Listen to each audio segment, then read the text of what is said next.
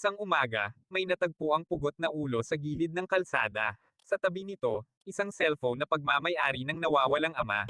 Ilang araw siyang hinanap ng pamilya, tumatawag, kumakatok sa mga bahak at nagdarasal na sana'y makauwi siya.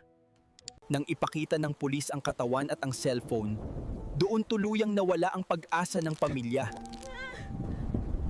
Bumagsak ang asawa, umiyak ang mga anak. Sa kanilang isip, tuluyan na siyang nawala. Kinagabihan, isinagawa ang cremation, bulaklak, apoy, abo at pamamaalam sa lalaking inakalang patay. Ngunit kinaumagahan, may himalang nangyari. Bumukas ang pinto, at pumasok ang ama. Buhay.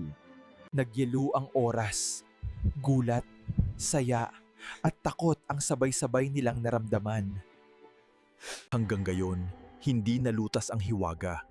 Estranghero ba ang kanilang sinunog o bahagi ng lihim na nakaraan ng ama?